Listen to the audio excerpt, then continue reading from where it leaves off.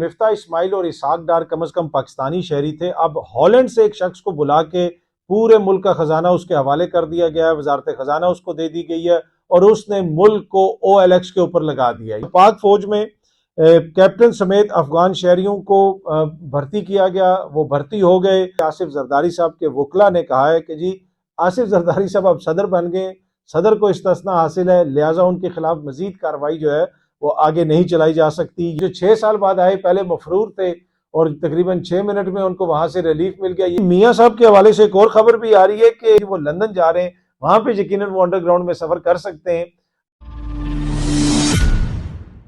अस्सलाम वालेकुम, उम्मीद है कि आप सब लोग खैरियत से होंगे। मिफ्ता इस्माइल और इसहाक डार कम से कम पाकिस्तानी शहरी थे। अब हॉलैंड से एक शख्स को बुला के पूरे मुल्क का खजाना उसके हवाले कर दिया गया है, वजारत खजाना उसको दे दी गई है और उसने मुल्क को OLX के ऊपर लगा दिया है। ये कहना है फवाद चौधरी साहब का। आज जब वो अदालत में पेशी पर आए, वहां पे साफियों से गैर रस्मी गुफ्तगू करते हुए उन्होंने मौजूदा जो वजीर खजाना है उनके ऊपर तनकीद की। ये सामने आप देख सकते हैं, फवाद चौधरी साहब के ट्विटर अकाउंट से एडमिन की जानिब से ये क्लिप भी शेयर किया गया, जिसमें लिखा गया है कि IMF के साथ मुज़ाकरात के लिए बाहर से हॉलैंड के शहरी को बुलाकर वजीर खजाना बना दिया और उसने पूरे पाकिस्तान को OLX पर लगा दिया है। अब इससे आप अंदाजा लगा लें कि किस किस्म की तनकीद हो रही है और ये क्यों तनकीद हो रही है। तनकीद इसलिए हो रही है कि ये जो औरंगजेब साहब आए हैं ये हॉलैंड के शहरी थे और जब इन्होंने काबीना में ये शामिल हो गए उसके बाद इन्होंने एक एप्लीकेशन दी कि मेरी पाकिस्तान की शहरियत को बहाल किया जाए और उसकी वफाकी काबीना ने मंजूरी दे दी, जिसका वो खुद भी हिस्सा है, और उसके बाद उनकी शहरियत बहाल हो गई और अब वो पाकिस्तान को मौशी मसाइल से निकालेंगे। ये उनके ऊपर तनकीद होती है। हो सकता है कि वो अपने इस काम में कामयाब हो जाएं, लेकिन जो नाकदीन है वो ये तनकीद कर रहे हैं। और फवाद चौधरी साहब ने भी आज इस हवाले से ये तनकीद की और कहा कि जनाब मुल्क को OLX पे लगा दिया है। उसकी बुनियादी वजह यह है कि जो प्राइवेटाइजेशन की बात हो रही है, बहुत सारी निजकारी की बात हो रही है कि इस शोबे को भी बेचा जाएगा, उस इदारे को भी बेचा जाएगा, ये भी किया जाएगा, वो भी किया जाएगा। इस वजह से गालबन वो OLX का जिक्र कर रहे हैं। वैसे पाकिस्तान में निजकारी की जरूरत है। कुछ इदारे ऐसे हैं कि वो कुछ भी नहीं कर रहे, सिर्फ पाकिस्तान की मईशत के ऊपर बोझ हैं, उनको बेच दिया जाए तो ज्यादा बेहतर होगा। एनीवे उस हवाले से मैं किसी दिन और वीडियो बना के तफसीलात आपके साथ शेयर करूंगा। अच्छा, पाक फौज में कैप्टन समेत अफगान शहरियों को भर्ती किया गया, वो भर्ती हो गए और उसके बाद उनको बरतरफ कर दिया गया। ये सामने आप देख सकते हैं, पाक फौज में भर्ती कैप्टन समेत अफगान शहरियों को बरतरफ किया गया। ये वजीर दिफा का कहना है। अब यकीनन इसके ऊपर कोई इंक्वायरी वगैरह हुई होगी, पता चला होगा और इसी वजह से फिर इन लोगों को बरतरफ किया गया होगा। माजी में भी इस तरह की इल्जामात लगते रहते हैं और मुख्तलिफ शोबों के हवाले से लगते रहते हैं, सिर्फ फौज के हवाले से नहीं, दीगर जो है शोबे, इवन के जो आपके अरकान पार्लियामेंट हैं उनके हवाले से इल्जामात लगते हैं। इस दफ़ा भी इल्जामात लग रहे हैं कि जी कोई अफगान शहरी जो है वो पार्लियामेंट का रुकन बन गया, तो इस तरह के इल्जामात लगते रहते हैं। अब इशू ये है कि इतने अरसे से यहाँ पे अफगान शहरी रह रहे हैं, उन्होंने यहाँ शादियाँ की हुई हैं, उनके बच्चे यहाँ पे हैं, तो कहीं ना कहीं स्लिप तो हो जाता है। लेकिन यकीनन ये एक परेशान कुन चीज़ है जिसके हवाले से वजीर दिफा साहब ने जिक्र किया और उसके ऊपर रोशनी डाली। पर हमें पूरा यकीन है कि जी इसके ऊपर कोई ना कोई जो है वो इंक्वायरी हुई होगी और पता चला होगा कि किस तरीके से वो फौज में भर्ती होगी। इसलिए कि वो डायरेक्ट आके अफगानिस्तान से फौज में भर्ती तो नहीं हुआ होगा ना, पहले उसने कोई पाकिस्तान में अपनी शनाख्त बनाई होगी, शनाख्ती डॉक्यूमेंट्स लिए होंगे, डोमिसाइल लिया होगा, कुछ ना कुछ तो लिया होगा ना, कोई तालीमी असनाद ली हुई होंगी। वो सब कुछ कैसे हुआ, उसमें कौन कौन मुलविस था, मेरे ख्याल में अगर वो तफसीलात भी सामने आ जाएं तो यकीनन जो है वो फिर पता चलेगा कि आखिर ये मामला क्या था। अच्छा जी, पार्क लेन रेफरेंस में आसिफ जरदारी साहब के खिलाफ जो है अब मजीद समाअत नहीं हो सकती। ये जो करप्शन का केस उनके ऊपर चल रहा है नैब की अदालत में, वहाँ पे आसिफ जरदारी साहब के वकला ने कहा है कि जी आसिफ जरदारी साहब अब सदर बन गए, सदर को इस्तिस्ना हासिल है, लिहाजा उनके खिलाफ मजीद कार्रवाई जो है वो आगे नहीं चलाई जा सकती। ये मैं आपको खबर पढ़ के भी सुना देता हूँ। ये सामने आप देख सकते हैं कि आसिफ जरदारी के वकला ने अदालत को नैब केस में सदारती इस्तिस्ना से आगाह कर दिया। एहतसाब अदालत में सदर आसिफ अली जरदारी और दीगर मुलजमान के खिलाफ पार्क लेन जो रेफरेंस है उसकी समाअत हुई। आसिफ जरदारी के वकला फारूक एच नाइक और अरशद तबरेज ने दलाइल दिए कि आसिफ जरदारी सदर पाकिस्तान मुंतखब हो गए हैं, अब उन्हें सदारती इस्तिस्ना हासिल है, सदर मुमलिकत के खिलाफ केस की कार्रवाई आगे नहीं बढ़ाई जा सकती। अब ये देख लें, सदर साहब जो है कौम के दर्द में बन गए हैं सदर, इस मुश्किल वक्त में उन्होंने सदर बनना जरूरी समझा। तो ये कोई उनके जहन में यकीनन ये बात तो नहीं होगी ना कि मैं सदर बनूंगा और मुझे इस्तिस्ना मिल जाएगा और जो है वो मेरा केस आगे नहीं चलेगा, मेरे जो करप्शन मुबैना करप्शन के केसेस हैं वो बंद हो जाएंगे, उनको रोक दिया जाएगा। ऐसी बात तो नहीं, वो तो मुश्किल हालात में मुल्क को आगे ले जाने के लिए, मुल्क को संभालने के लिए सदर बने। अगर कोई ऐसी बात आपसे करे तो यकीनन इसमें सच्चाई नहीं होगी। अच्छा, कच्चे के डाकुओं की वीडियोस बार बार आप लोगों ने भी देखी होंगी, सोशल मीडिया पे आ रही हैं और वो लोगों को पकड़ लेते हैं, फिर तावान का मुतालबा करते हैं और बड़ी डिस्टर्बिंग किस्म की वीडियोस हैं। मैं यहाँ पे लगाना नहीं चाहता, आपके साथ शेयर नहीं करना चाहता, लेकिन वो जो आप यकीनन आपकी नज़र से गुजरी होंगी। ऐसी क्या वजह है कि उन लोगों ने रियासत के अंदर रियासत बनाई हुई है, किसी को भी जनाब वो मार देते हैं, किसी को भी पकड़ लेते हैं। आपको याद होगा कि जब इलेक्शंस डिले हुए थे पंजाब के अंदर, मोहसिन नकवी साहब वज़ीर आला थे और पंजाब पुलिस के हवाले से भी कहा जा रहा था कि जी वो कच्चे के इलाके में उन्होंने कोई ऑपरेशन करना है, सिंध और पंजाब के बॉर्डर पे, और वो इलाका बड़ा जो है और ये है और वो है, बड़ी इस तरह की खबरें आती रहीं। लेकिन उस ऑपरेशन का क्या हुआ, सिंध में जो ऑपरेशन हुए उसका क्या हुआ, अभी तक यही लग रहा है कि कच्चे के डाकू जो हैं वो बिल्कुल उनको इस्तिस्ना हासिल है, उनके खिलाफ कोई कार्रवाई नहीं की जा सकती। जिस तरह आसिफ अली जरदारी साहब को इस्तिस्ना हासिल हो गया, वो तो आइन और कानून के तहत हासिल हुआ है क्योंकि वो मुल्क के सदर बने हैं।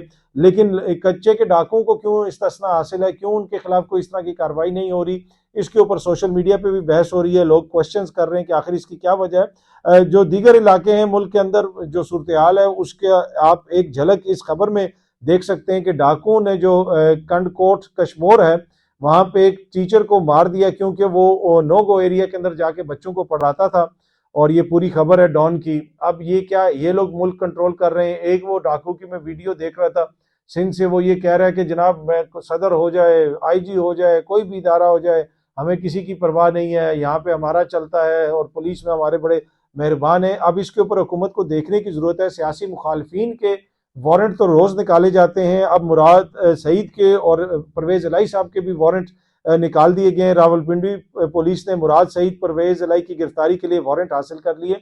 ये जो कच्चे के डाकू हैं, क्या इनके भी कोई वारंट हैं, इनको भी पकड़ें या फिर सियासी मुखालफिन के ऊपर ही तवज्जो रखनी है हुकूमत ने? तो तवज्जो देने की जरूरत है, इस जानिब देखते हैं अब हुकूमत क्या करती है। एक और जो अहम खबर है जी, हसन और हुसैन नवाज की बरियत की जो दरखास्तें हैं, वो जो 6 साल बाद आए, पहले मफरूर थे और तकरीबन 6 मिनट में उनको वहां से रिलीफ मिल गया। ये सहाफ़ी ने उस दिन उनसे क्वेश्चन किया, जब वो अदालत से बाहर निकले तो वो वीडियो भी है, वो क्वेश्चन कर रहे सहाफ़ी उनसे कि कैसा लग रहा है कि 6 साल आप इश्तिहारी रहे और 6 मिनट में आपको वो मिल गया रिलीफ। आई डोंट नो अब 6 में मिला, 8 में मिला या 10 में या आधे घंटे में, लेकिन रिलीफ मिल गया। अब उनकी जो बरियत की दरखास्तें हैं उसके ऊपर फैसला महफूज कर दिया गया है, आज ही सुनाया जाएगा गालिबन। मैं जिस वक्त ये वीडियो बना रहा हूँ उस वक्त फैसला महफूज है, लेकिन मुझे लगता है ये बरी हो जाएंगे क्योंकि इनका केस बड़ा मजबूत है, इनका केस, इनकी फाइलें बड़ी मजबूत हैं और ये मुझे इनोसेंट लगते हैं और मुझे लगता है कि ये बरी हो जाएंगे। ये मेरी जाती राय है, बाकी फैसला तो मोअज़्ज़िज़ अदालत ने देना है। जो फैसला आएगा हमारी कोशिश होगी कि बाद में वो भी आपके साथ शेयर कर दिया जाए। जिस तरह आजकल पाकिस्तान तहरीक इंसाफ का हर केस मुझे बड़ा कमज़ोर लगता है, बड़ी उसमें मुझे चीज़ें नज़र आती हैं। ऑल्दो कि साइफर केस के अंदर तो पाकिस्तान तहरीक इंसाफ के जो बानी चेयरमैन हैं उनके वकला जो बैरिस्टर सलमान सफदर साहब ने तो पूरा केस ही उड़ा के रख दिया है, लेकिन अब उसमें आगे क्या होता है, केस किस तरह चलता है। पर अदालत ने पहले जो नीचे अदालत थी जेल के अंदर जो लगी, उसने तो ये सारी चीज़ें तो उसके सामने भी होंगी, उसने उसके ऊपर कोई नज़र नहीं दौड़ाई और केस में खान साहब को सज़ा सुना दी। तो अब देखते हैं आगे क्या होता है कि खान साहब को किस तरह रिलीफ मिलता है अदालत से या नहीं मिलता। पर हसन और हुसैन साहब का ये जो केस है ये मुझे काफ़ी मजबूत लग रहा है और मुझे लग रहा है कि इनको रिलीफ मिल जाएगा। अच्छा, कल भी मैंने आपसे जिक्र किया था कि नवाज शरीफ साहब पंजाब हुकूमत की एक मीटिंग के में बैठे हुए हैं, उसकी सदारत कर रहे हैं, अहकामात दे रहे हैं। अब डॉन न्यूज़ भी इसको रिपोर्ट कर रहा है कि क्वेश्चंस उठाए जा रहे हैं कि एक MNA है नवाज शरीफ साहब, वो किस हैसियत में वहां पे मीटिंग को चेयर कर रहे हैं, लोगों को हदायत दे रहे हैं, ये करो वो करो। क्या ये कोई सल्तनत है, कोई नई सल्तनत बन गई है कि जहाँ पे एक खानदान के लोग जो है वो जो मर्जी करते रहे, या एक MNA जो मर्जी करते रहे, या फिर इस मुल्क को किसी आइन और कानून के मुताबिक चलाया जाएगा? ये डॉन न्यूज़ की भी स्टोरी है और इसके अंदर उन्होंने कहा है कि the move has raised many eyebrows since mister Sharif holds no official position in either provincial or federal government and is officially only a national assembly member. क्यों, कोई पोजीशन नहीं है, सिर्फ वो एक MNA। कल कोई भी MNA जाके फिर जो है KPK में सदारत कर दे किसी भी मीटिंग की, वहां पे उधर जो अहकामात जारी करे, उधर लोगों को हदायत दे, MNAs को, दीगर अफसरान को। क्या ऐसा हो सकता है? फिर यहाँ से एक MNA चला जाए सेंटर से और वो जाके KPK में मामला संभाल ले, कोई सिंध में चला जाए, कोई बलूचिस्तान में चला जाए। आगे ये खबर में लिखा है कि an official hand out issued after the meeting said that PMLN Supremo issued directions to ministers, officials regarding different infrastructure projects, including the underground train and metro bus, farmers' plight, electric bikes for students, and Ramzan relief package. अब ये उन्होंने हदायत भी दी है, सरकारी officials को हदायत भी दी है।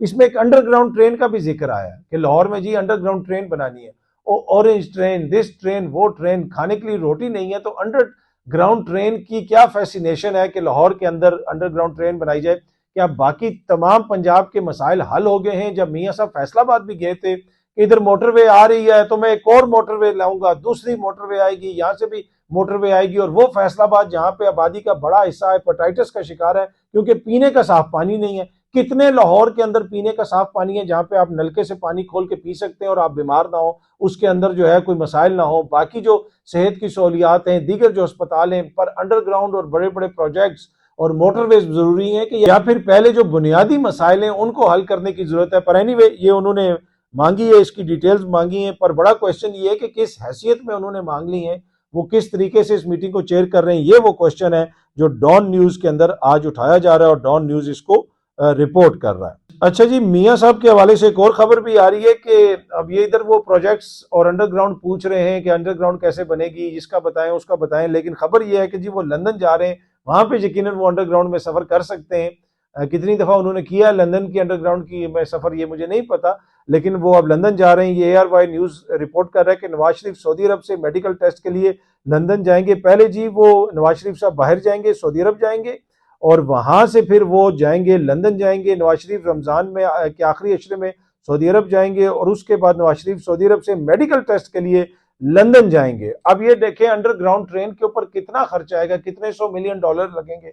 एक अच्छा अस्पताल क्यों नहीं बना देते जहां पे मियाँ साहब का अपना भी चेकअप हो जाए, जहां पे पाकिस्तानियों का भी चेकअप हो जाए, पाकिस्तानियों का फायदा हो जाए। बेचारे मियाँ साहब को मजबूरी में लंदन जाना पड़ता है बार बार मेडिकल चेकअप करवाने। अब और इधर जो है हुकूमत कह रही है अंडरग्राउंड ट्रेन के ऊपर हमें बताएं कि वो उसको कैसे बनाएं। भाई इधर कैंसर अस्पताल बनाने की मरियम बीबी बात करती हैं, कोई एक ऐसा अस्पताल बना दें जहां पे मियाँ साहब का चेकअप हो जाए और बाकी पाकिस्तानियों का भी चेकअप हो जाए। तो हम उम्मीद करते हैं कि अंडरग्राउंड के साथ साथ जो है मियाँ साहब कोई ऐसा प्रपोजल भी मांगेंगे पंजाब हुकूमत से कि किसी ऐसे अस्पताल का मुझे प्रपोजल दें जहां पे मेरा इलाज मुमकिन हो सके और मुझे रोज जो है वो लंदन ना जाना पड़े, आए रोज लंदन ना जाना पड़े। कितनी ज्यादा इनकन्वीनियंस होती होगी मियाँ साहब को। अच्छा, आखिर में ये अमाद वसीम साहब की आप खबर सामने देख सकते हैं कि PSL अमाद की दौरान मैच सिगरेट नोशी की वीडियो वायरल। अब वो पता नहीं सिगरेट पी रहे थे कि क्या पी रहे थे। एक दफा आपको याद है कि एक और प्लेयर की नस्वार रखने की भी वीडियो आई थी, वो भी काफी वायरल हुई थी और लोगों ने कहा था कि जी वो नस्वार नहीं है, वो च्युइंगम है। तो अब हो सकता है कि ये पानी पी रहे हों, लोग कह रहे हो कि ये सिगरेट पी रहे हैं, या हो सकता है कि ये कुछ और जो है च्युइंगम खा रहे हों या कुछ और कर रहे हों। तो ये पहले तस्दीक करनी चाहिए। इस तरह की खबर तो आ गई, इस तरह की वीडियो तो आ गई, पर हमें नहीं पता कि ये क्या कर रहे हैं। बाकी जो करोड़ों नौजवान देखते हैं इन क्रिकेटर्स को और इनको अपना रोल मॉडल समझते हैं, तो जब ये तारीफ करते हैं किसी पुलिस की रहमदिली की कि पंजाब पुलिस बड़ी रहमदिल है, या मैदान के अंदर जाके वो सिगरेट पीते हैं या कोई नस्वार रखते हैं, तो ये सारी चीज़ें नौजवानों के ऊपर भी असर करती हैं और वो उसका असर लेती हैं। लेकिन आई डोंट नो कि ये जो है वो सिगरेट पी रहे थे या नहीं पी रहे थे, उनका मौक़िफ़ सामने आएगा तो हो सकता है पता चले कि कोई और चीज़ है। बाकी PSL के मैच मैंने तो एक भी नहीं देखा और इस दफ़ा मेरे ख्याल में लोगों का कोई ख़ास इंटरेस्ट नहीं था। आप लोगों में से कितने लोगों ने PSL के मैच देखे, कितने मैच देखे, ये जेन्युइनली हमें कमेंट करके बताइएगा कि कितना आपका इंटरेस्ट रहा। मैंने तो एक मैच भी नहीं देखा, इसलिए कि मुल्क में सियासी मैच ही इतने चल रहे हैं और मैच इतने चल रहे हैं कि ये मैच देखने का मौका नहीं मिला। बहुत जल्दी आप सब दोस्तों से दोबारा मुलाकात होगी। Thank you very much.